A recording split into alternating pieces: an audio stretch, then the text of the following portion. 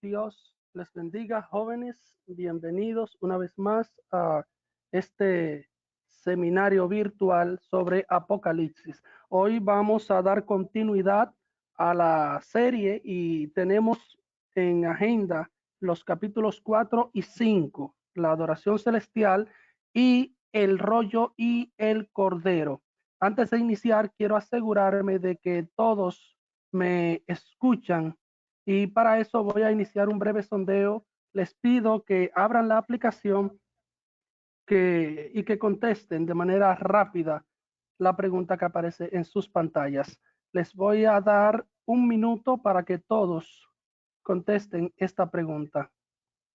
Es importante estar seguro de que todos escuchan para que de esa manera podamos continuar con este estudio virtual sobre el libro de Apocalipsis.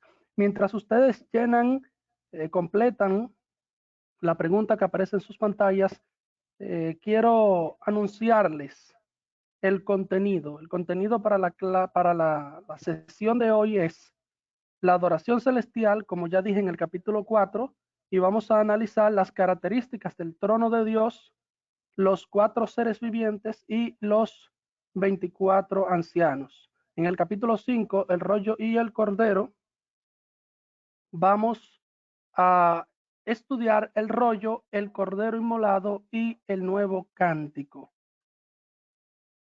Con el 95% de los participantes que ha participado en este sondeo, el 100% dice que escucha al moderador, por lo que podemos continuar con el estudio de hoy.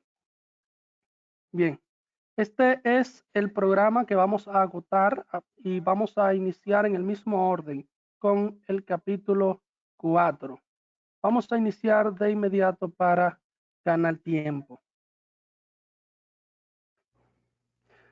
En el capítulo 4, el apóstol Juan ve una revelación y para poder poner en contexto este estudio, quiero de inmediato iniciar con la lectura del primer versículo.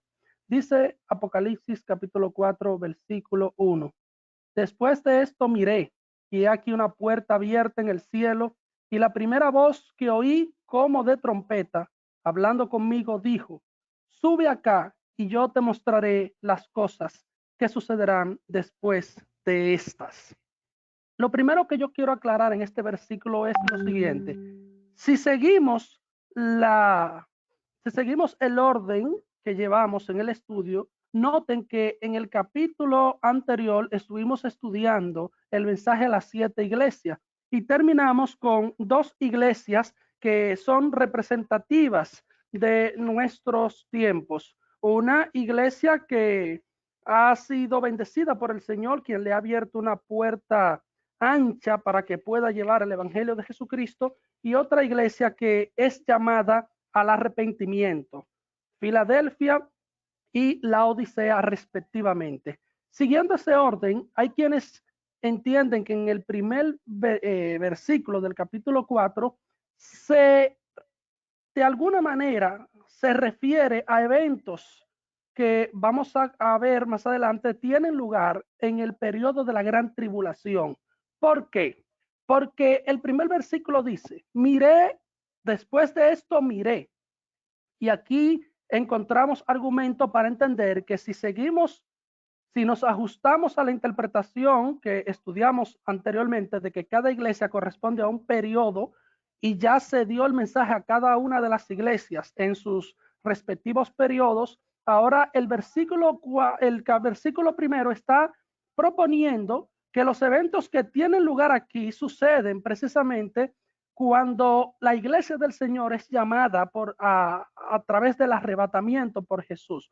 Noten que el mismo versículo dice Juan que había una puerta abierta, la puerta estaba en el cielo y Juan escucha una voz. Versiones más recientes aclaran que la voz que escucha el apóstol Juan es la misma voz que le habló anteriormente, pero esta voz era como de trompeta. Ya definimos el carácter de una voz de trompeta y esa voz le pide a Juan que sube acá.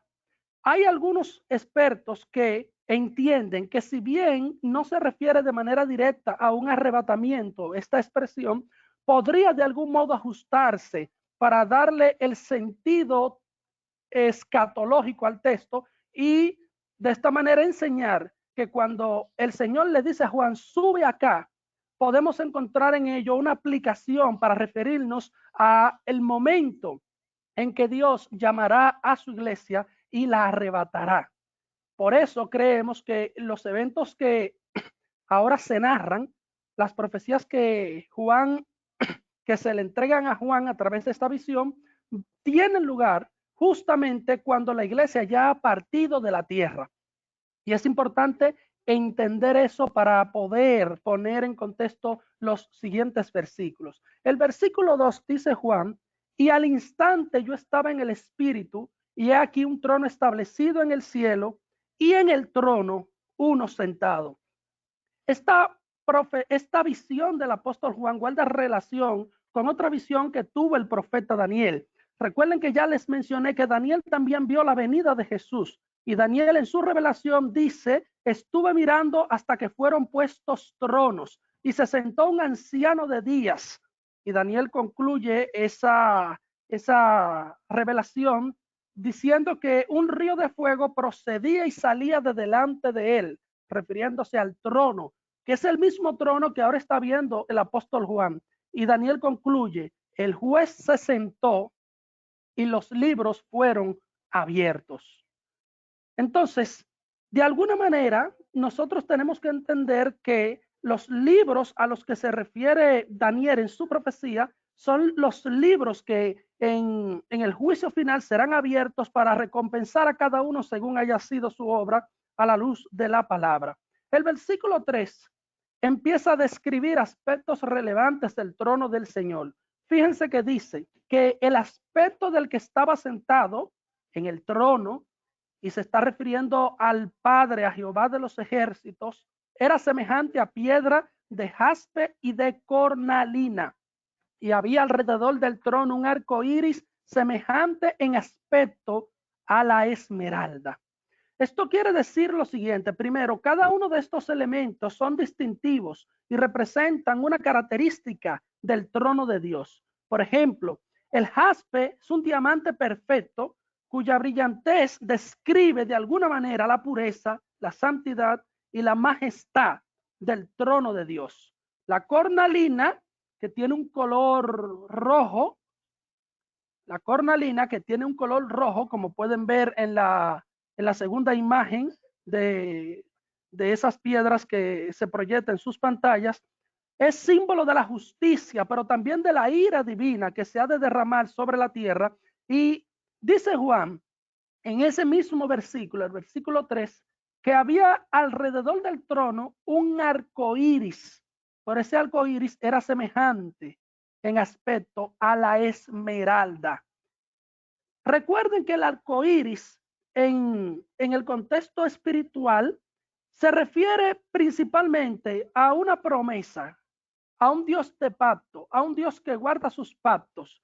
Ese arco iris aquí, en este contexto, se refiere, amados, por el color, la esmeralda, ¿verdad? Color verde, a que el juicio de Dios ha de derramarse sobre la tierra, pero Dios ha de tener misericordia sobre sus siervos. Y eso quiere decir el versículo 3. Analicemos el versículo 4. Y alrededor del trono habían 24 ancianos. Vi sentados en los tronos a 24 ancianos. Habían 24 tronos y en cada trono había un anciano y estaban vestidos de ropas blancas con coronas de oro en sus cabezas. Hay quienes entienden aquí que estos ancianos representan de alguna manera a todos los redimidos en todas las generaciones. Aquí voy a hacer una pausa. Miren, muchos creen que estos ancianos representan a los 12 patriarcas de Israel y a los 12 apóstoles, conectando de esta manera el Antiguo Testamento con el Nuevo Testamento y siendo ellos mismos una representación de los redimidos en todas las edades. Sin embargo, aquí nosotros podemos encontrar argumentos para creer que estos ancianos no son literalmente hombres. Quienes apoyan la teoría, la tesis de que los ancianos son los patriarcas y los apóstoles, se basan en lo siguiente. Primero, entienden que como la Biblia describe a estos personajes como ancianos, el efecto de envejecer en el cuerpo es propio de la naturaleza humana y por eso entienden que necesariamente tienen que ser hombres. Sin embargo, el término anciano en la Biblia no se aplica limitadamente a los hombres. Fíjense que Daniel, de hecho, en su revelación se refiere al Señor, a Dios, como un anciano de días. Entonces, otro aspecto que hay que destacar es lo siguiente. Quienes apoyan la tesis de que los ancianos son hombres, basan su conclusión en el hecho de que, siga conmigo el versículo 4, ellos estaban sentados en los tronos, dice la Biblia, y estaban vestidos de ropas blancas, pero con coronas en sus cabezas. Si usted va al capítulo 5, versículo 8, fíjese que dice en el cántico que ellos entonan, vaya conmigo, digno, bueno, aquí mismo lo tenemos abajo, en el versículo 9. Y cantaban un nuevo cántico diciendo, digno eres de tomar el libro y de abrir sus sellos. Perfecto. Ahora escuche esto. Porque tú fuiste inmolado y con tu sangre nos has redimido para Dios de todo linaje y lengua y pueblo y nación. Entonces, el hecho de que estos ancianos digan que fueron redimidos le ha permitido a muchos creer que obviamente son hombres, porque los ángeles no pueden ser redimidos. Sin embargo, versiones más modernas que se han ajustado a, a los nuevos descubrimientos arqueológicos de las escrituras, como por ejemplo la versión NBI, la nueva versión internacional, le da una interpretación diferente al versículo 9, porque excluye de este cántico a los ancianos.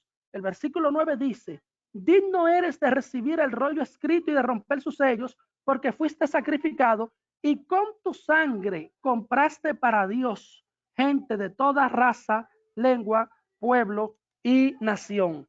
De modo que no necesariamente tenemos que creer que estos ancianos eran hombres. Bien pudieran haber sido seres espirituales. Y más adelante ustedes van a ver que cuando todos los seres espirituales adoran al Señor con arpas, también estos ancianos adoran al Señor con arpas. Entonces, hay que destacar que el hecho de que sean ancianos revela también una característica de su estado en el trono. Eso eran los ancianos. Entonces, amados, aquí tiene que entenderse eso de manera muy clara. Estos ancianos estaban sentados en tronos, pero lo que sí podemos asegurar con certeza es que ellos representan a todos los redimidos de la tierra.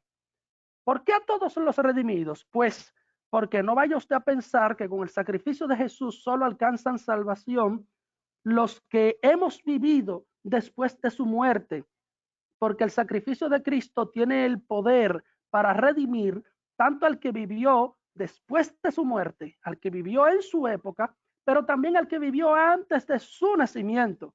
Porque recuerden que toda la liturgia hebrea, todo el culto hebreo y todo el ritual y los sacrificios tenían el objetivo de revelar a Cristo en cada una de esas actividades. De modo que si no se sacrificaba el cordero, no se podía ser partícipe de la obra redentora que más adelante Cristo haría en la cruz del Calvario. O sea, que si hoy nosotros nos salvamos mirando hacia atrás, hacia la cruz, ellos se salvaron mirando hacia adelante, hacia el que había de venir. Y esos son los ángeles. Eso representan ellos, los ancianos. Versículo 5. Y del trono salían relámpagos y truenos y voces. Recuerden cuando Dios le pide a Israel que suba al monte. Hay una descripción similar a la que estamos viendo aquí ahora, la que ve Juan cuando se le está siendo revelado el Apocalipsis. Y estos truenos, estos relámpagos, representan la soberanía de Dios. Esas voces representan la autoridad que ha sido investida en su palabra. Y delante del trono ardían 7 lámparas de fuego, las cuales son los 7 espíritus de Dios. Y ya anteriormente dejamos claro que no se refiere aquí a que existan 7 espíritus diferentes, sino por el sentido que toma el número 7, la simbología de plenitud, de llenura. Los 7 espíritus se refieren a la plenitud de Dios. Y con respecto a las 7 lámparas, quiero destacar que se utilizaban antorchas encendidas en los recintos de las cortes. Y de esta manera, recuerden que el trono ha sido puesto. Eso tienen que tenerlo claro porque así también lo describe Daniel. El trono ha sido puesto y Daniel dice, y el juez se sentó. De modo que ahora en este momento se está describiendo el inicio de un proceso judicial. Eso es lo que está viendo Juan. Un juicio que está a punto de comenzar y el juez acaba de llegar y se acaba de sentar en su trono. Y delante del trono, versículo 6, había un mar de vidrio semejante al cristal. Él y junto al trono y alrededor del trono, 4 seres vivientes llenos de ojos delante y detrás. Primero quiero destacar aquí el mar, porque la Biblia dice en el versículo 6 que era un mar de vidrio y que era semejante al cristal. Y aquí no vayan a mezclarlo con otro mar que encontraremos más adelante. Aquí el mar a menudo, ustedes saben que se utiliza para representar la agitación, la intranquilidad debido al movimiento de sus olas. Y el hecho de que delante del trono de Dios hay un mar de vidrio, y ya investigue usted como tarea las características propias del vidrio, esto indica que hay estabilidad en su juicio, hay firmeza en su trono, hay estabilidad en el testimonio de Cristo. Recuerden que todo esto de alguna manera está describiendo una característica del trono de Dios. Dice Juan que junto al trono y alrededor de él, o se le dice a Juan, o ve Juan, habían 4 seres vivientes, pero esos seres vivientes eran extraños porque estaban llenos de ojos delante y detrás.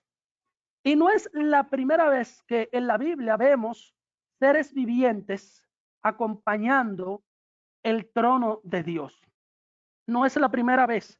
Recuerden que Isaías también en una ocasión describe una visión del trono de Dios y dice Isaías que alrededor de él habían serafines. Lo único que Isaías es un poco más explícito porque los describe con 6 pares de alas. Dice Isaías que utilizaban 2 para volar, 2 para cubrir su rostro y 2 para cubrir sus pies. Y ya en otro momento ampliaríamos sobre la jerarquía celestial y lo que implica que utilicen sus alas para este propósito. Ahora bien, estos seres están aquí en Apocalipsis, se revelan como seres vivientes, pero llenos de ojos. Tal vez el versículo 6 está revelando los mismos seres de Isaías. Vamos a ver más adelante por qué. Pero con la característica de que aquí ellos están llenos de ojos. ¿Y por qué llenos de ojos? Porque con esto revelan su capacidad escrutadora. Estos seres vivientes están facultados para vigilar, para discernir, para entender, para conocer todo lo que está delante del trono de Dios. Quiero abrir aquí un paréntesis. Es bueno que usted entienda que cada uno de estos seres, cada uno de estos elementos de la revelación que se le entrega a Juan, está describiendo un aspecto del trono de Dios. Noten que Juan no está describiendo a Dios. Aquí no se está describiendo a Dios. Aquí se está describiendo los atributos del trono de Dios. Y se utilizan todas estas figuras para dar a entender ¿Cuál es esa característica del trono de Dios? El versículo 7, recuerde que usted puede ampliar su pantalla con sus dos dedos. El versículo 7 dice, el primer ser viviente era semejante a un león. Estamos hablando de los mismos seres que están llenos de ojos. El segundo era semejante a un becerro. El tercero tenía rostro como de hombre. Y el cuarto era semejante a un águila volando. Primero, hay un ser que es semejante a un león. El león usted sabe que es símbolo de realeza. De hecho, es el rey de la selva, dicen por ahí. El becerro, tanto como el toro, el buey, se utiliza para describir la resistencia, vitalidad, fuerza, pero también sacrificio, porque usted sabe ya de lo que implicaba la liturgia hebrea y sobre todo el oficio del sacerdote en el tabernáculo y el lugar, el atrio, el lugar santo y el lugar santísimo. La víctima que se sacrificaba en el atrio, esa sangre se llevaba hasta el velo que estaba en el lugar santo y se rociaba sobre él. El hombre, recuerden que hay una figura, hay un ser que dice Juan, tenía un rostro como de hombre, porque con esto se describe la personalidad y la sensibilidad, pero también la inteligencia de ese ser al que se está refiriendo la revelación. El águila, obviamente, por su amplia visión, por su agilidad, por su supremacía.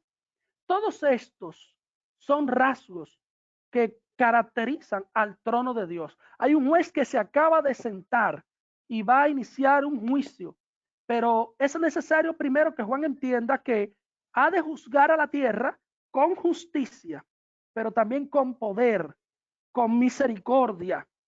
Y todos estos rasgos se dan previamente al derramamiento de este juicio para que quede claro que Dios es soberano, pero también misericordioso. Hay dos elementos que nunca se separan de Dios, su justicia y su misericordia.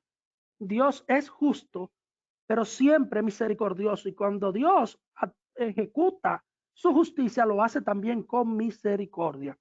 Entonces, versículo 8, y los cuatro seres vivientes tenían cada uno 6 alas. Fíjense que coincide aquí con la descripción de Isaías. Por eso podemos pensar que son serafines. Y alrededor y por dentro estaban llenos de ojos y no cesaban de decir día y noche, santo, santo, santo. Es el Señor Dios Todopoderoso, el que era, el que es y el que ha de venir.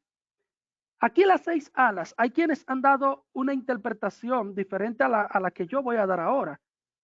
Las 6 alas, primero les voy a dar la primera interpretación. Hay quienes creen que estos seres utilizan 2 alas para volar y con 2 cubren sus pies como señal y símbolo de humildad, y 2 para cubrir su rostro, porque estar tan cerca del esplendor y la gloria de Dios lo hace necesario. Sin embargo, podemos adoptar una postura un poco más simple. Estos seres tienen 6 alas porque de alguna manera esto se refiere a su agilidad, a su preteza, a su rapidez con que atienden la voluntad y la obra del Señor. El versículo 9 dice, y siempre que aquellos seres vivientes dan gloria y honra y acción de gracias al que está sentado en el trono, al que vive por los siglos de los siglos, los 24 ancianos se postran delante del que está sentado en el trono y adoran al que vive por los siglos de los siglos y echan sus coronas delante de él. Fíjese que el versículo 8 aclara que Dios es santo, santo, santo, el que era, el que es y el que ha de venir. Al conjugar los 3 tiempos, se reconoce el carácter eterno de Dios. ¿A quién se está describiendo aquí? A Dios, no, al trono de Dios, a la gloria de Dios, porque Dios es indescriptible. Dios es un espíritu majestuoso y nadie le puede ver, nadie le puede ver, pero sí podemos ver su gloria. Y eso es lo que se está describiendo aquí. Y por eso el versículo 11 concluye diciendo que estos en el versículo 11 dice, amados, que los ancianos se postran delante de él y esas coronas que tienen, dice el mismo versículo 10, la echan delante del trono de Dios, reconociendo que el único Rey eterno, el único soberano y poderoso es Él. Y dicen ellos, Señor, digno eres de recibir la gloria y el poder, porque tú creaste todas las cosas y por tu voluntad existen y fueron creadas. Aquí vamos a hacer una pausa para permitir algunas participaciones, pero más adelante usted va a ver en qué escenario entra Jesús. Hasta ahora hemos descrito el trono de Dios y algunos rasgos que le caracterizan.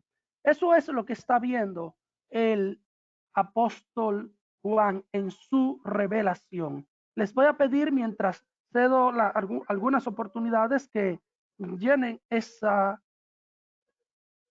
pequeño sondeo que está en sus pantallas. Si alguno quiere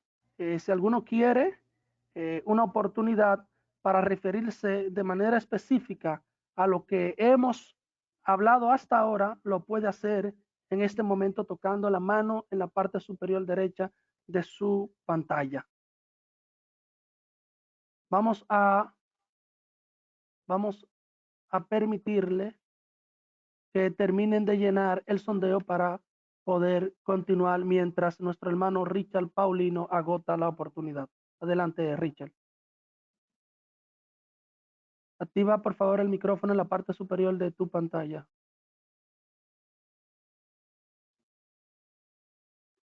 Richard, activa tu micrófono en la parte superior derecha de tu pantalla, por favor. Debes tocar el icono del micrófono que está en la parte Ok, adelante.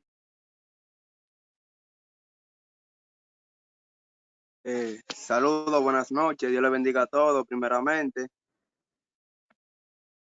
Dios te bendiga, adelante.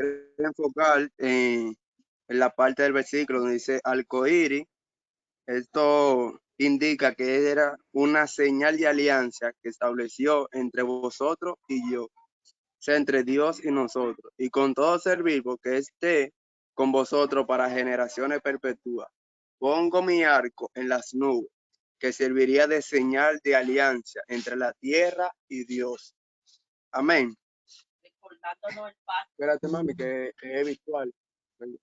Recordando el pacto, ahí lo que quiere dar a mostrar el Señor como una reconciliación también entre el hombre y Dios.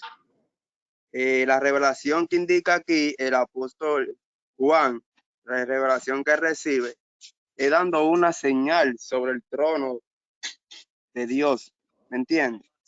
Y también donde dice el versículo 5, y del trono salían relámpagos y truenos y voces, y delante del trono ardían 7 lámparas de fuego, las cuales son 7 espíritus.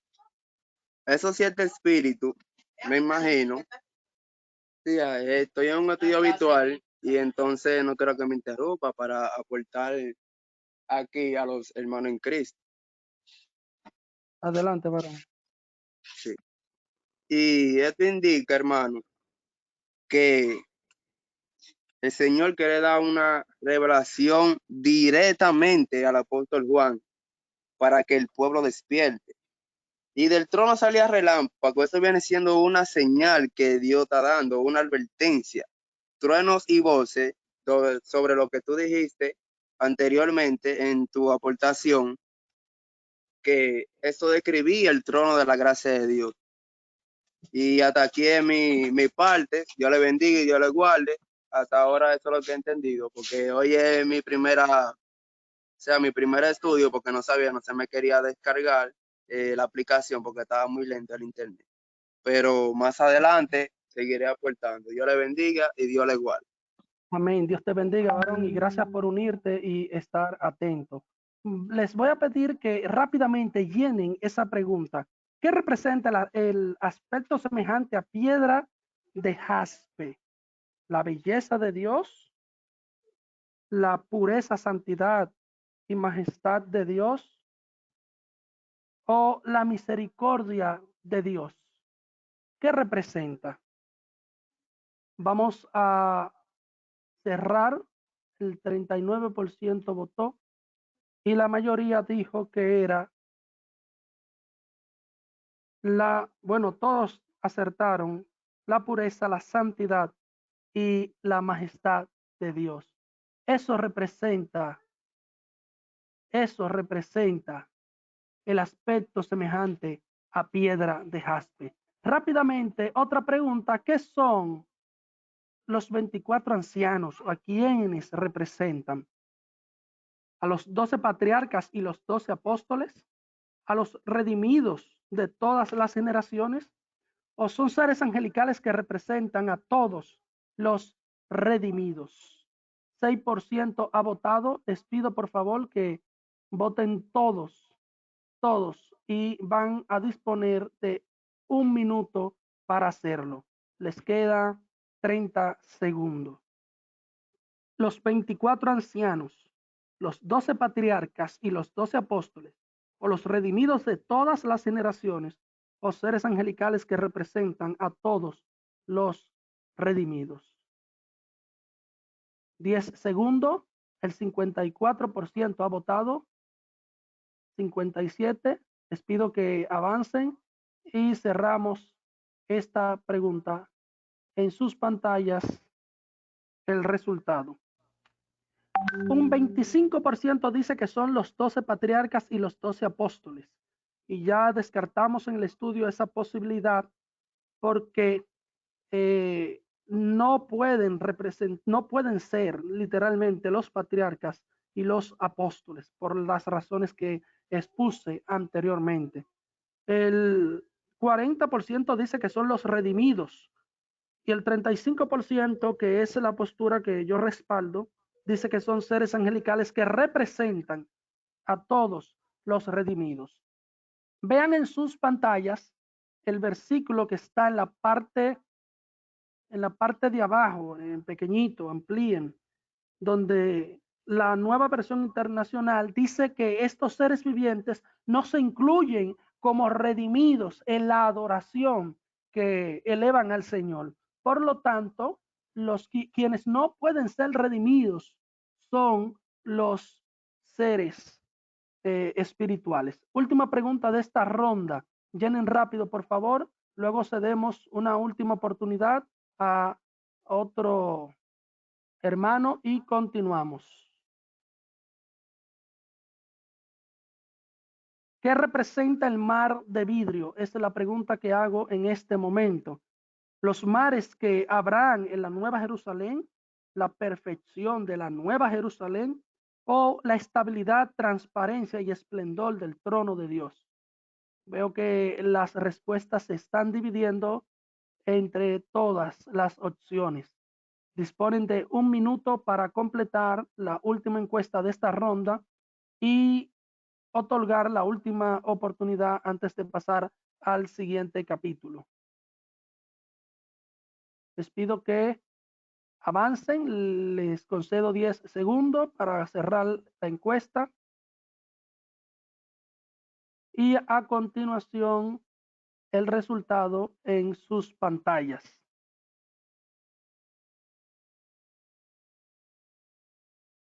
El 13% dice que son los mares que habrán en la Nueva Jerusalén.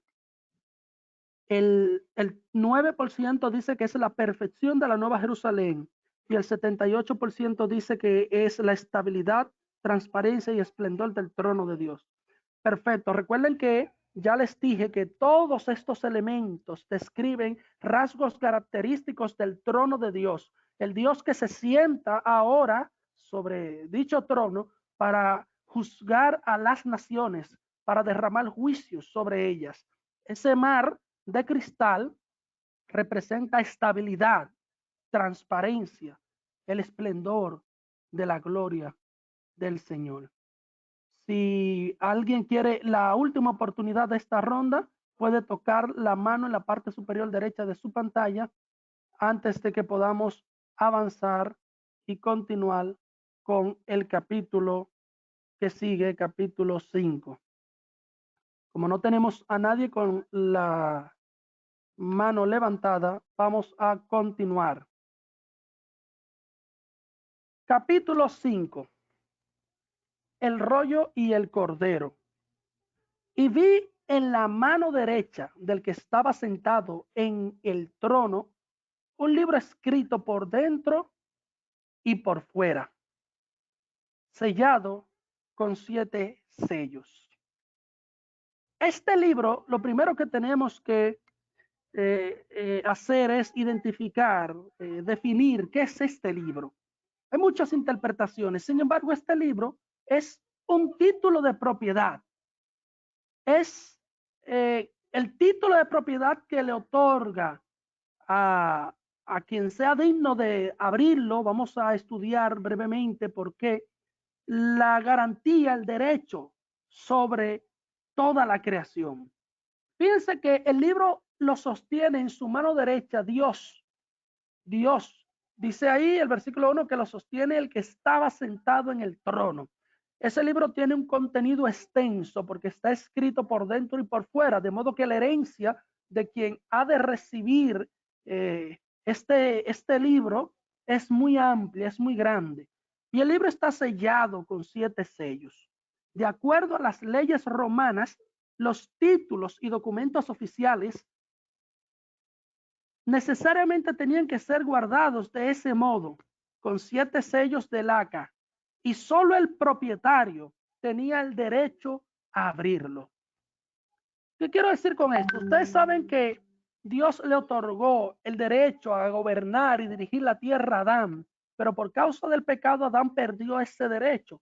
Y lo que este rollo está enseñando es que el derecho que perdió el hombre en el huerto de Edén le será restituido a través de quien sea capaz de tomar el rollo y desatar sus sellos. Si nadie desata, si nadie rompe los sellos de ese rollo, no se podrá conocer su contenido. Y de no conocerse su contenido, entonces no podríamos nosotros heredar todas las promesas que Jesús a través de su espíritu ha dado a la iglesia. Entonces, el versículo 2 dice: y vi a un ángel fuerte que pregonaba a gran voz: ¿quién es digno de abrir el libro y desatar sus sellos? Y mire que el versículo 3 aclara que ninguno, ni en el cielo, ni en la tierra, ni debajo de la tierra, podía abrir el libro, ni aún mirarlo. Nadie podía abrir el libro, ni aún mirarlo. Y yo quiero que usted recuerde que en una ocasión, si si Ruth no encontraba un pariente cercano para casarse con él, no iba a poder redimir la propiedad y por lo tanto iba a quedar desamparada. Y aquí el simbolismo es similar. Lo que la Biblia quiere enseñar es que si no aparece nadie que fuese digno, capaz de tomar el rollo y desatar sus sellos, nosotros quedaríamos de igual modo desamparados y no podríamos heredar el reino de Dios. Tampoco conoceríamos el desenlace y los misterios del plan y el propósito de Dios. De hecho, no hubiese continuado el relato de Apocalipsis si nadie revela el contenido de ese libro. El versículo 4 dice Juan que él lloraba. ¿Pero por qué lloraba? Porque él entienda la dimensión de lo que está sucediendo. Y dice Juan que no se haya nadie que sea digno de abrir el libro, ni de leerlo, ni de mirarlo siquiera. Abraham no fue capaz. Moisés no fue capaz ni reunía condiciones para tomar el libro y desatar sus sellos. Nadie fue encontrado digno de hacerlo, ni siquiera de mirarlo. Recuerden que el libro estaba escrito por dentro y por fuera, pero nadie podía mirarlo. Y en el versículo 5 dice que uno de los ancianos, sabiamente, y que conoce lo que está sucediendo, le dice a Juan: no llores, dándole esperanza. He aquí que el león de la tribu de Judá, la raíz de David, ha vencido para abrir el libro y desatar sus sellos. Quiero leerles algunos versículos. Por ejemplo, Génesis 49, 8 al 12, para que entiendan por qué la Biblia dice en este versículo 5 que el león de la tribu de Judá, la raíz de David, había vencido. Dice Génesis 49, 8 al 12. Judá, te alabarán tus hermanos, tu mano en la cerviz de tus enemigos. Los hijos de tu padre se inclinarán a ti. Cachorro de león, Judá, de la presa subiste, hijo mío. Se encorvó, se echó como león, así como león viejo. ¿Quién lo despertará? No será quitado el cetro de Judá, ni el legislador de entre sus pies, hasta que venga Silo, y a él se congreguen, y a él se congregarán los pueblos. Atado a la vid, atando a la vid su pollino, y a la cepa el hijo de su asna, lavó en vino su vestido, y en la sangre de uvas su manto, sus ojos rojos del vino y sus dientes blancos de la leche. Esta es la profecía de Jacob sobre Judá. Pero miren Isaías. Isaías, versículo 1 dice, saldrá una vara del trono de Isaí y un vástago retoñará de sus raíces.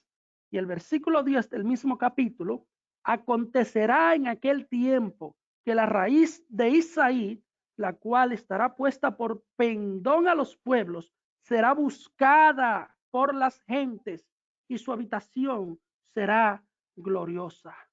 Y por último, presten atención, Lucas capítulo 1, versículos 31 al 33. Y ahora concebirás en tu vientre y darás a luz un hijo y llamarás su nombre Jesús. Este será grande y será llamado Hijo del Altísimo.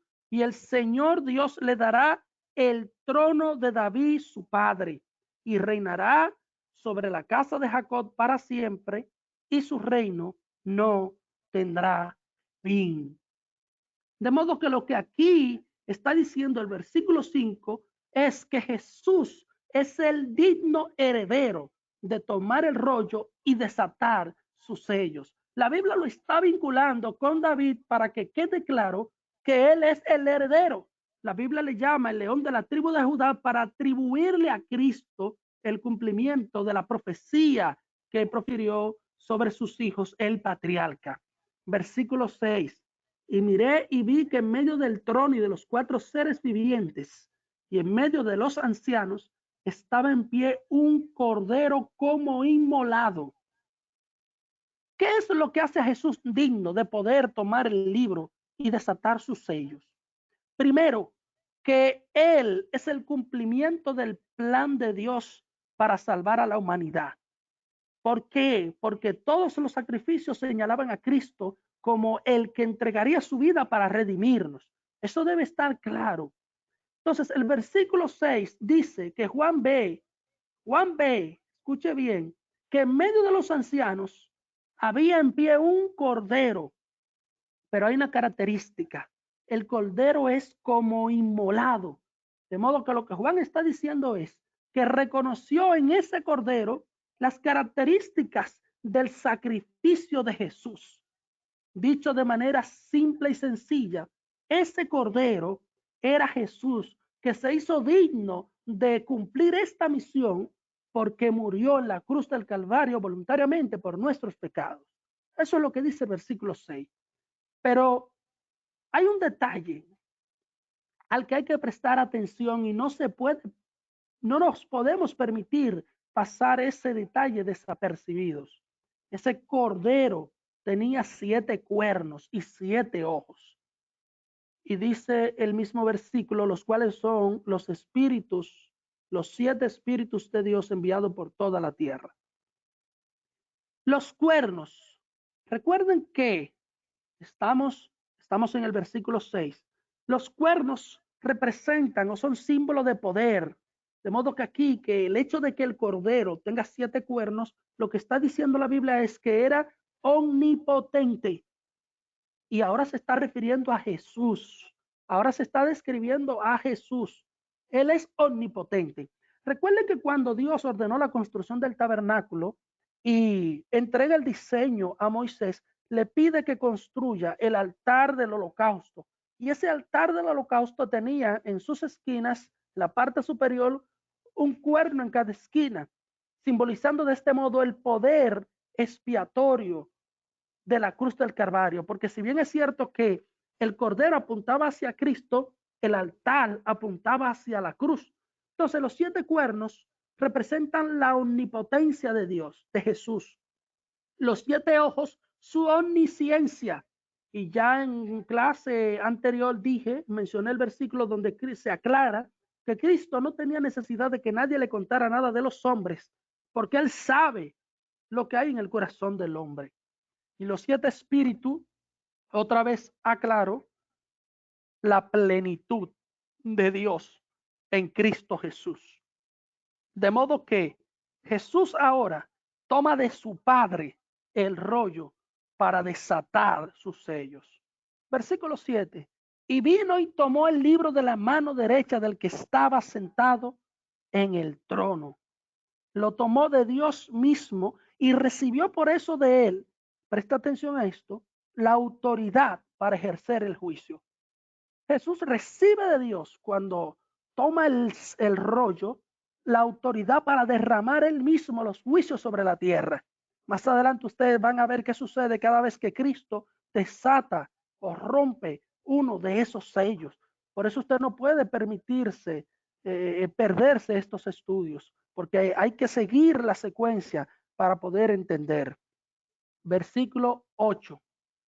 Y cuando hubo tomado el libro, los 4 seres vivientes y los 24 ancianos se postraron delante del Cordero. Todos, a esto me refería anteriormente, todos, incluidos los ancianos, tenían arpas y copas de oro llenas de incienso, que son las oraciones de los santos.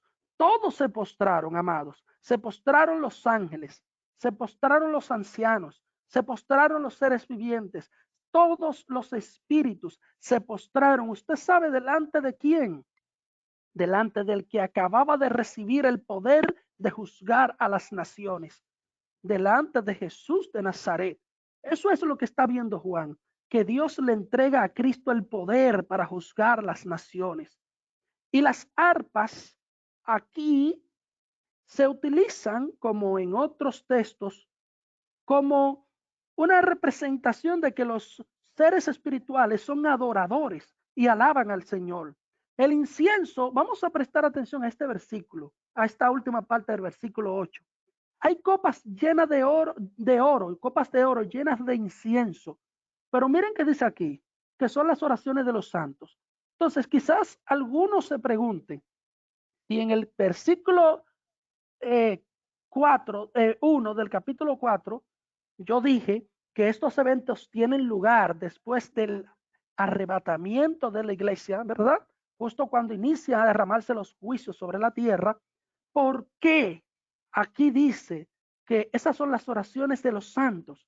Bueno, hay quienes creen que estos santos se refieren no a la iglesia que ha sido ahora tomada repentinamente por el Señor y quitada de la tierra para evadir el juicio, sino a los de la gran tribulación. Entonces usted me preguntará, ¿habrá salvación durante el periodo de la gran tribulación? Vaya analizando esa pregunta y luego levante su mano para que responda. Versículo 9.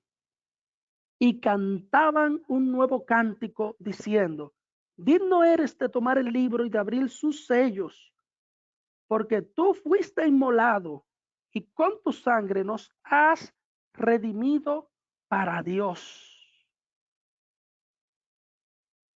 de todo linaje y lengua y pueblo y nación. Aquí necesariamente yo tengo que volver hacia atrás para evitar crear confusión.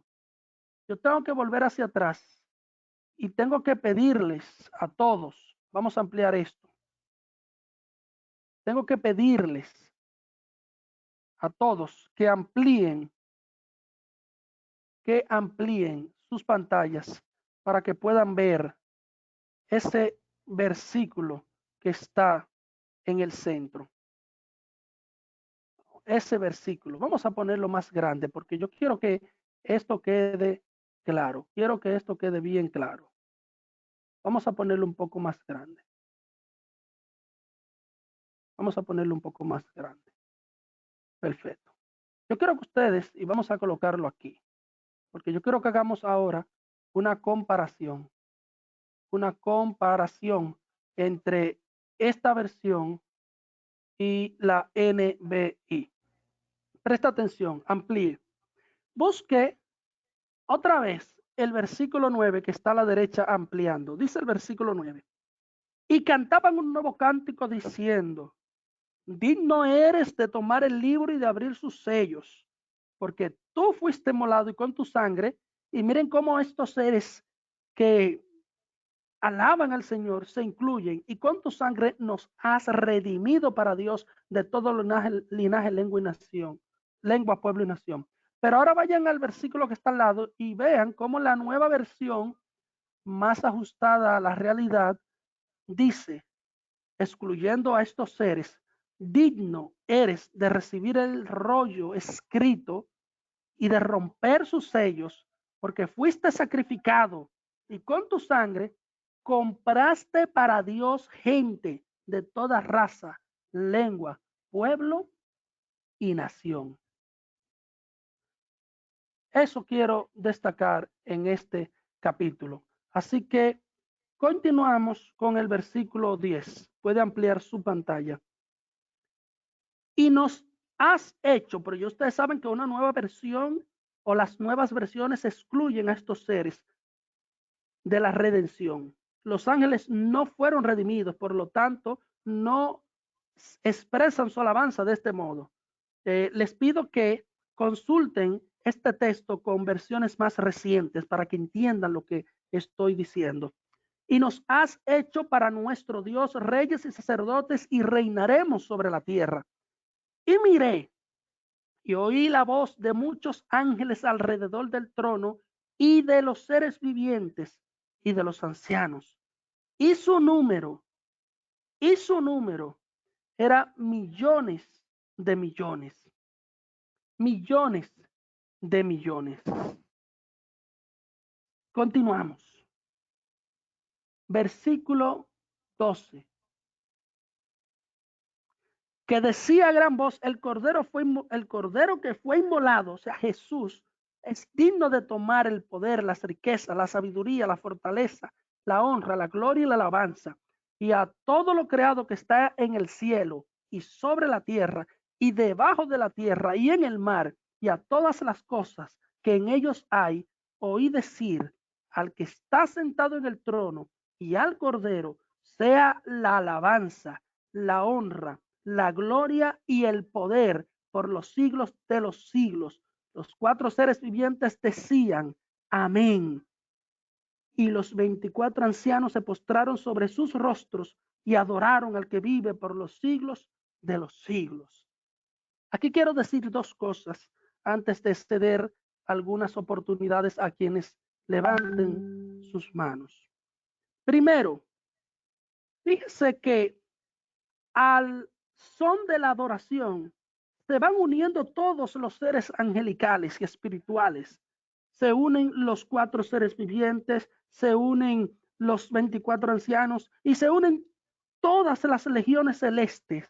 De modo que la Biblia dice que lo que Juan está viendo ahora es un escenario donde millares y millares de seres angelicales y espirituales adoran a Jesús. Eso es lo primero que quiero destacar aquí. Y lo otro que quiero destacar es que el versículo 13 deja claro que Cristo ha recibido ahora el título que le acredita como el dueño absoluto de la tierra, del cielo, de lo que esté debajo de la tierra, de lo que esté sobre el mar y de toda la creación. Jesús es el Rey soberano de la creación. Y a partir de ahora recibe de Dios el poder y la gloria para derramar sus juicios sobre la tierra. Si alguno quiere una oportunidad, este es el momento de levantar sus manos mientras vamos a completar los 2 sondeos que faltan para luego proceder a otorgar algunas oportunidades. ¿Qué representa el rollo? La palabra de Dios. Abra su celular y complete este sondeo. ¿Un título de propiedad o ninguna de las anteriores? Es importante que todos voten. Todos deben votar y decir qué representa ese rollo que se le entrega a Cristo para que Él rompa sus sellos y revele el contenido. Tienen 1 minuto para hacerlo y ya casi vamos con las últimas oportunidades. Es importante que todos contesten. 20 segundos para que lo hagan. 20 segundos. Ya estamos terminando. 20 segundos. Le quedan 5 segundos. El 71% ha votado. Entonces, en este momento voy a proceder a cerrar la encuesta y verán en sus pantallas el resultado. Ante la pregunta, ¿qué representa el rollo? El 50%, la mitad, dijo la palabra de Dios. El 35% dijo un título de propiedad y el 15% dijo ninguna de las anteriores. Respeto todas las posturas, pero la mía y la que he expuesto en este estudio es que ese rollo es un título de propiedad. Todo esto es majestuoso, amados, todo lo que estamos viendo. La última pregunta de la noche. ¿Quién? Ahí está en sus pantallas. Este es el último sondeo. Es importante que todos respondan para que ya casi terminemos. ¿Quién más podía abrir el rollo? Los 4 seres vivientes porque son poderosos. Los ancianos porque Dios se lo permitiría. Nadie más, solo Cristo.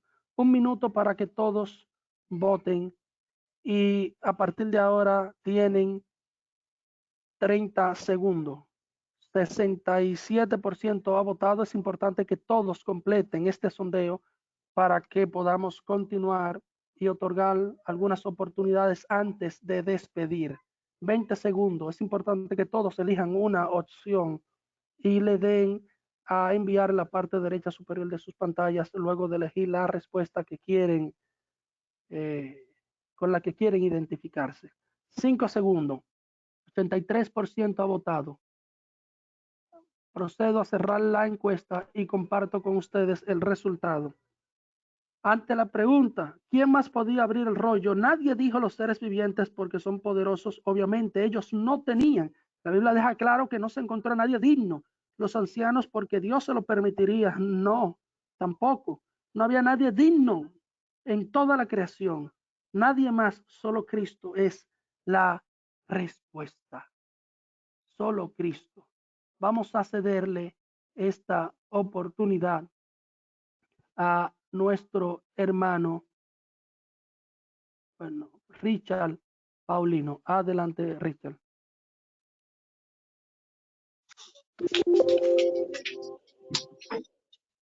Pues sí, el capítulo 4 se centraba en el Creador. El capítulo 5 se centraba en el Redentor. El capítulo 5 del versículo 1, vi en la mano derecha del que está sentado en el trono. Aparece la figura del Cordero, quien declaró digno de abrir o desarrollar el rollo que contiene los juicios de toda la tierra, que acabamos de decir solamente Cristo. B. Un libro escrito por dentro y por fuera, sellado con 7 sellos. Se refiere a un rollo de papiro que contiene todo el consejo de Dios, tal como lo sugiere el hecho de estar escrito por dentro y por fuera, o sea, por delante y por detrás, de ambos lados. Es el participo perfecto, voz pasiva. El tiempo perfecto indica la acción completa y se usaba frecuentemente con referencia a documento legal autorativo cuya autoridad continúa. El contenido del rollo pone a descubierto el acontecimiento que conduce o desemboca en la inauguración del reinado glorioso del Mesías, la segunda venida de Cristo para establecer su reino y su soberanía en la tierra. Será precedida de los juicios de la 40ª semana de Daniel, es decir, la gran tribulación. Amén. Después de los terribles juicios de gran tribulación, Cristo tomará posesión de la tierra como Señor y Rey. Los derechos de Cristo sobre la tierra son establecidos incluso antes de romper el primero de los sellos. Amén. Dios te bendiga, varón. Gracias por participar. Vamos ahora a concluir el estudio y quiero, por favor, que presten atención a la siguiente información.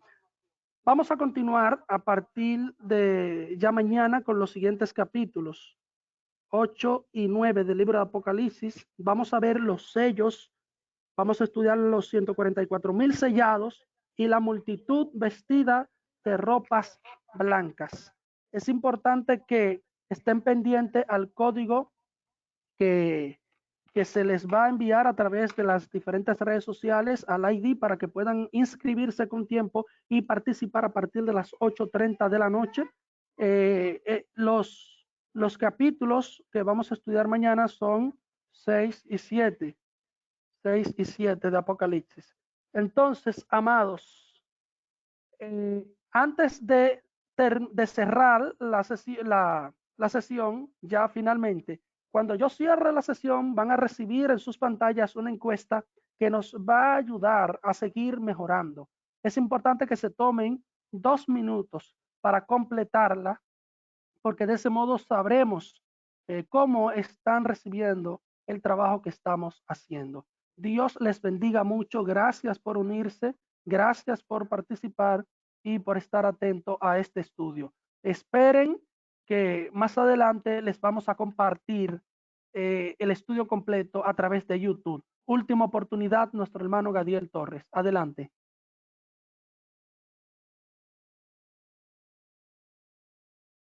Adelante, Gadiel Torres. Bien, nuestro hermano Gadiel no activó su micrófono, así que me despido de todos deseándole bendiciones. Dios les bendiga.